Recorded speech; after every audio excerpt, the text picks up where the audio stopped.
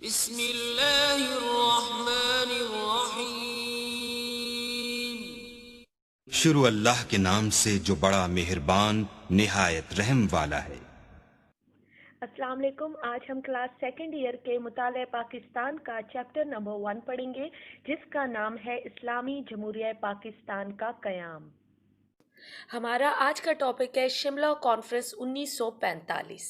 دوسری جنگ عظیم کے دوران ہندوستانیوں کو جاپان کے خلاف جنگ پر آمادہ کرنے کے لیے اس وقت کے وائسرائے لارڈ ویول نے انتظامی کونسل کو دوبارہ تشکیل دینے کے منصوبے کا اعلان کیا، اور یہ بھی کہا گیا کہ ہندوؤں اور مسلمانوں کو یکساں نمائندگی دی جائے گی۔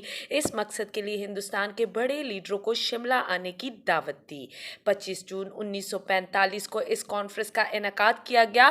اس کونسل میں ہندو مسلم نمائندگی کے تناسب اور مختلف فرقوں کے نمائندگی کی نامزدگی کے بارے میں مسلم لیگ اور کانگریس کے درمیان سخت اختلافات سامنے آئے۔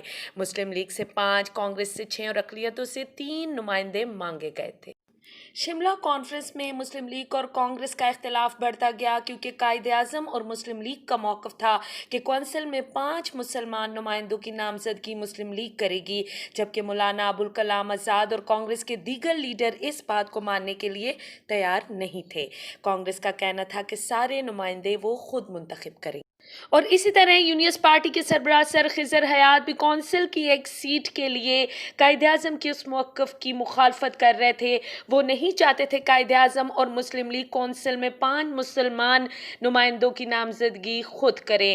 وہ چاہتے تھے کہ ان میں سے ایک سیٹ یونینسٹ پارٹی کو بھی ملے، اور یوں وائسرائے نے دونوں پارٹیوں سے نمائندگی کی فہرست مانگی تو قائد اعظم نے فہرست دینے سے انکار کر دیا۔ ان کا کہنا تھا کہ پہلے اس اصول کو مان لیں کہ صرف مسلم لیگ ہی مسلمان نمائندے نامزد کرے گی۔